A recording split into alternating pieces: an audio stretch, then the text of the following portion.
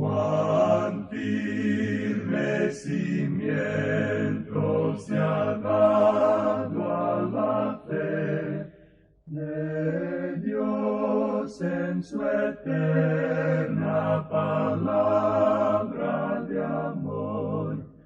Con el propósito de compartir con usted las inmutables verdades de la palabra de Dios, presentamos A través de la Biblia, un estudio detallado y sistemático de toda la Biblia que le ayudará a conocer lo que Dios ha revelado para nuestro provecho espiritual. Estos estudios bíblicos fueron diseñados y elaborados por el Dr. J. Vernon McGee, versado maestro de la Biblia, quien dedicó la mayor parte de su vida a la enseñanza clara y sencilla de la palabra de Dios. Acompáñenos, pues, mientras avanzamos en nuestro recorrido a través de la Biblia. Cuán firme cimiento la palabra de Dios. Es un gozo estar nuevamente con usted, amigo oyente, para traerle otro estudio de la serie A través de la Biblia. Continuamos hoy, amigo oyente, nuestro recorrido bíblico y llegamos al Antiguo Testamento para comenzar nuestro estudio del libro del profeta Joel. Este libro quizá no nos parezca muy importante, solamente tiene 3 capítulos y son breves. Uno quizá piense que Joel no parezca ser un profeta muy importante. Para comenzar, debemos decir que prácticamente no sabemos nada en cuanto a Joel. No está muy claro en cuanto al tiempo en que él escribió este libro. Ahora, su nombre significa Jehová es Dios. De paso, digamos que era un nombre bastante común en aquellos días. En realidad, hubo algunas personas que han opinado que el que escribió este libro fue el hijo de Samuel, porque allá en el primer libro de Samuel, capítulo 8, versículos 1 y 2, leemos: Aconteció que habiendo Samuel envejecido, puso a sus hijos por jueces sobre Israel, y el nombre de su hijo primogénito fue Joel, y el nombre del segundo Abías, y eran jueces en Beer-seba. Ahora esto ha causado que algunos llegaran a la conclusión apresurada de que este fue quien escribió el libro de Joel. Pero si uno sigue leyendo, uno descubre que en el versículo 3 de ese capítulo 8 del primer libro de Samuel dice: Pero no anduvieron los hijos por los caminos de su padre, antes se volvieron tras la avaricia, dejándose sobornar y pervirtiendo el derecho. Así es que allí no se está hablando en cuanto al Joel que escribió este libro. Era pues un nombre bastante común. Ahora podemos ver un poquito en cuanto al lugar donde él profetizó, y estamos seguros de que era en Jerusalén. Él habla una y otra vez en cuanto a la casa de Jehová. Por ejemplo, en el versículo 9 del capítulo 1 dice: Desapareció de la casa de Jehová la ofrenda y la libación. Los sacerdotes ministros de Jehová están de duelo. Y luego él menciona a Jerusalén en el versículo 20 del capítulo 3, donde dice: Pero Judá será habitada para siempre, y Jerusalén por generación y generación. Y luego en el versículo 17 de este mismo capítulo 3 de Joel dice: Y conoceréis que yo soy Jehová vuestro Dios, que habito en Sión, mi santo monte, y Jerusalén será santa, y extraños no pasarán más por ella. Todo esto pues nos hace saber que este hombre era un profeta en el reino del sur de Judá, y él aparentemente profetizó como uno de los primeros profetas. En realidad hubo bastantes profetas, por lo menos 50 profetas, y él evidentemente profetizó, como se concede generalmente por los eruditos conservadores, durante el reinado de Joás, rey de Judá. Eso quiere decir que probablemente conoció a Elías y a Eliseo. Él fue uno de los primeros profetas que profetizó. Ahora su tema, y esto se menciona unas 6 veces, es que hace referencia al día de Jehová. Evidentemente fue el primero de los profetas que escribió. Eso debería decirnos algo. Usted recuerda que ya hemos visto que Isaías, Jeremías, Ezequiel y Daniel, todos se refieren al día de Jehová. La realidad es que ellos algunas veces lo llaman aquel día. Vamos a ver que Zacarías habla mucho sobre aquel día, aquel día. ¿Y cuál es aquel día? Bueno, es el día del Señor o es el día de Jehová. Y es Joel quien nos introduce esto, quien nos presenta esto. Desde la cima de la montaña de la profecía, ese hombre miró a través de los siglos y vio mucho más allá que cualquier otro profeta. Él vio el día del Señor. Ahora, esta es una expresión que está cargada de significado, y no solo incluye el reino milenario que vendrá en la segunda venida de Cristo, sino que Joel nos va a presentar de una manera muy clara que comienza con el período de la gran tribulación, ese período de tiempo de grandes dificultades, y él va a tratar con esto. Quiere decir, hablando francamente, que esa expresión, el día del Señor, es algo técnico e incluye ese período que comienza con la gran tribulación y continúa hacia la eternidad. Pero podemos colocar, si usted quiere colocar un límite o un paréntesis al final, podemos colocar el fin del milenio, donde Él señala el fin de toda injusticia, la rebelión final, y luego Él establece su reino sobre la tierra, el reino eterno que continuará a través de la eternidad.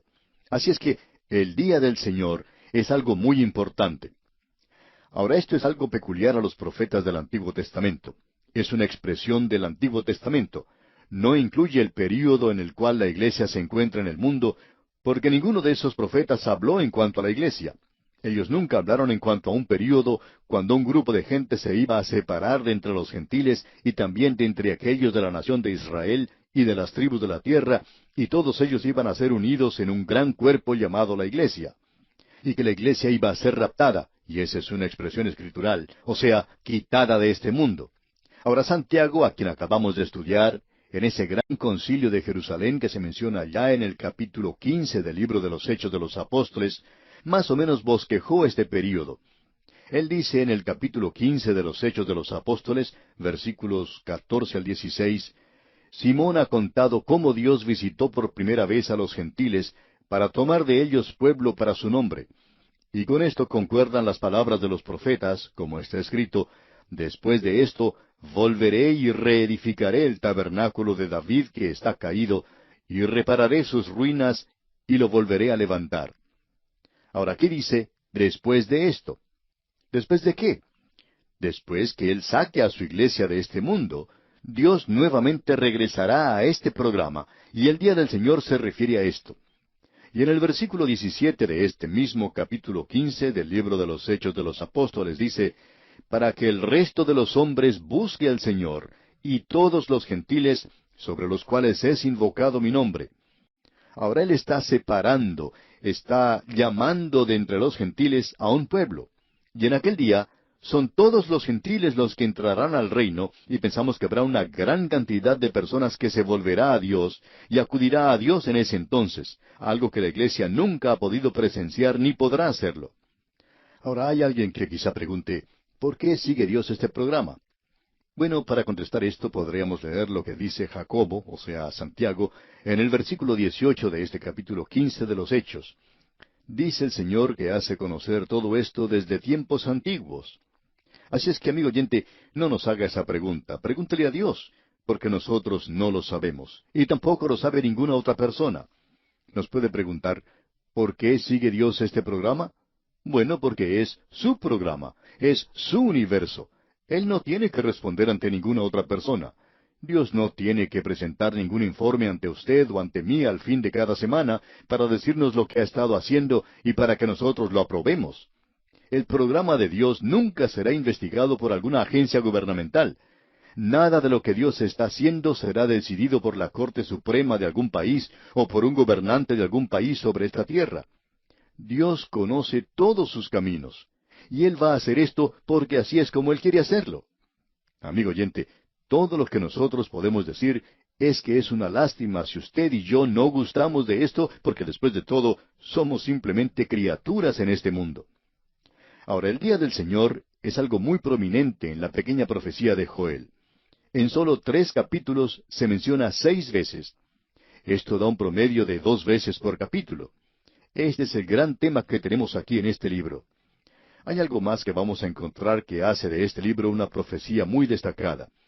No solo fue él el primer profeta que escribió y que miró a través de los siglos y que vio el día del Señor que se aproximaba. No creemos que haya visto a la iglesia, no creemos que él incluya eso para nada, y los otros profetas tampoco lo hicieron. Cuando el Señor Jesús fue a la cima de la montaña, aquellos hombres que habían estudiado mucho el Antiguo Testamento se acercaron a él y le dijeron, ¿cuál es la señal del fin del siglo? Y nuestro Señor no les mencionó la cruz en esa ocasión. Él no les dijo en cuanto a la venida del Espíritu Santo. Él no les dijo en cuanto al período de la iglesia que se aproximaba. Ni siquiera les mencionó el rapto a ellos. El discurso del Monte de las Olivas no presenta nada en cuanto al rapto. Él mencionó el comienzo del día del Señor. Él le puso una fecha, pero no está ni en su calendario ni en el mío. Pero estará allí cuando comience ese día del Señor.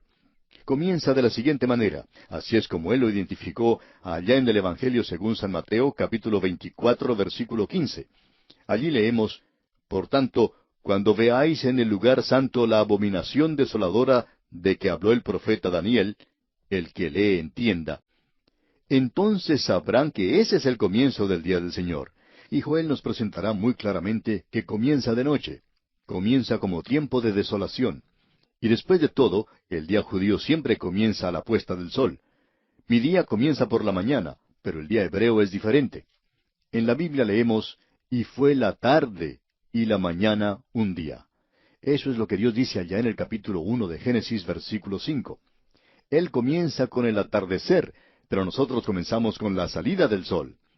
Hay algunos de nosotros que no nos levantamos hasta cuando el sol haya recorrido ya mucho camino, pero lo que queremos señalar es que el día del Señor comienza de esa manera. Ahora, eso hace de esto algo bastante importante, pero hay algo más que es bastante destacado.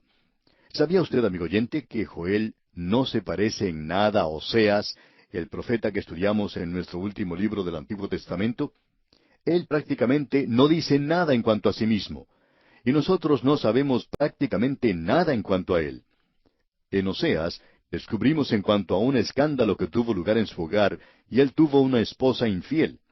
Pero no sabemos si Joel tuvo una esposa infiel o no la tuvo.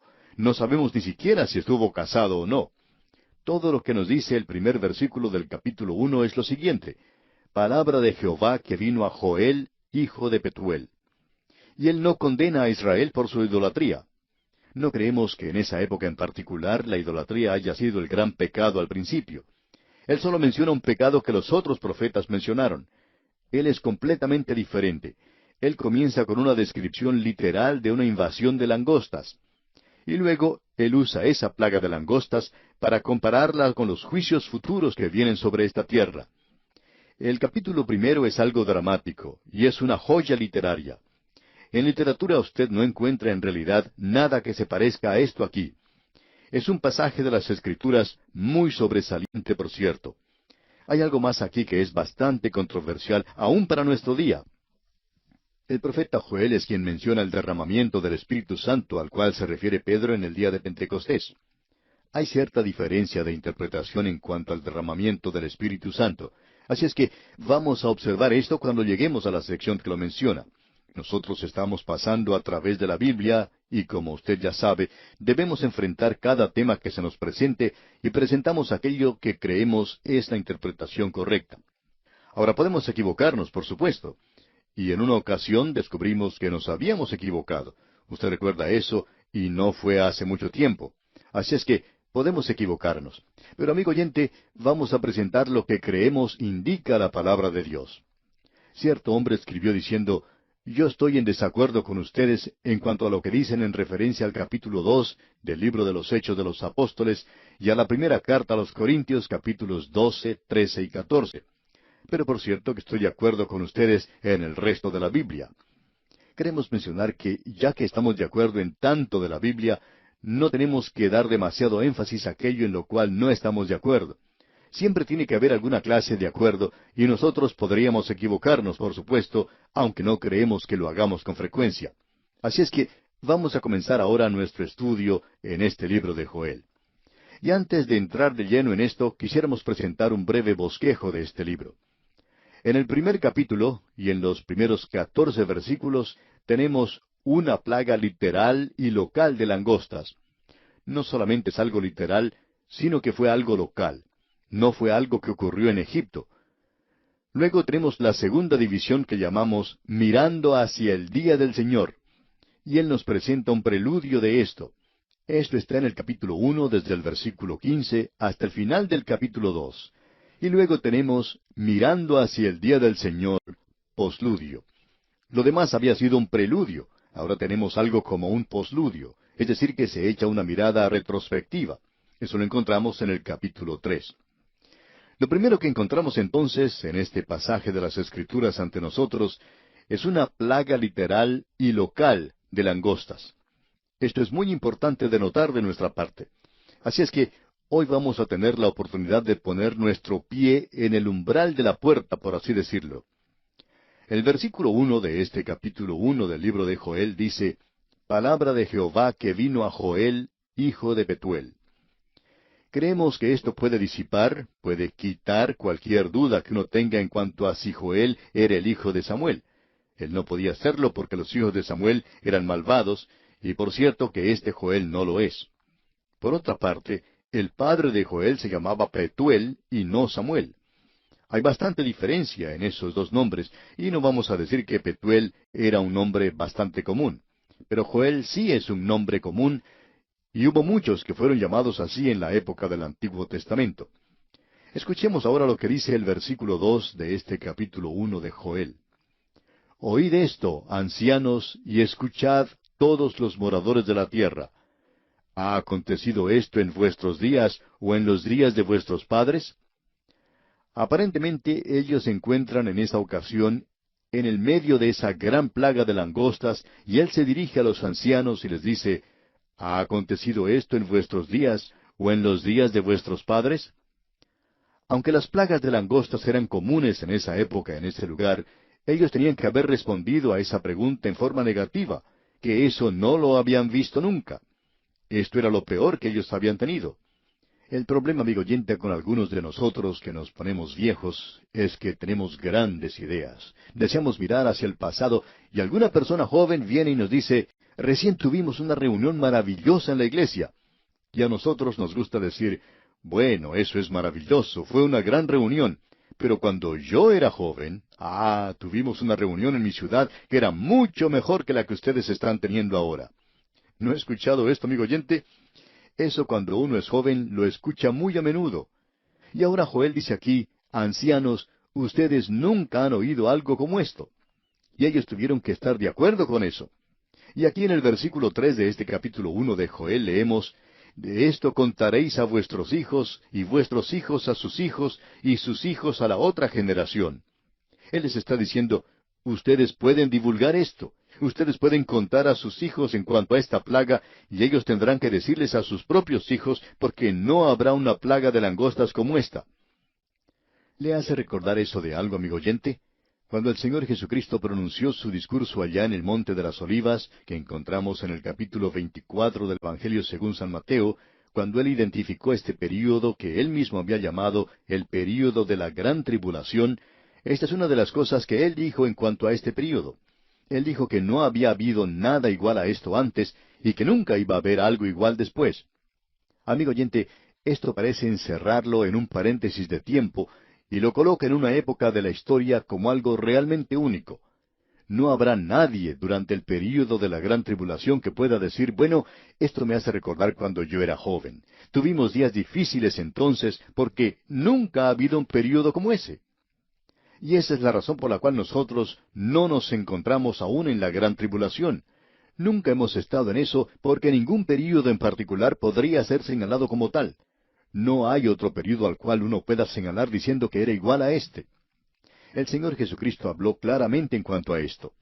Él dice en el versículo 21 del capítulo 24 del Evangelio según San Mateo, porque habrá entonces gran tribulación, cual no la ha habido desde el principio del mundo hasta ahora, ni la habrá.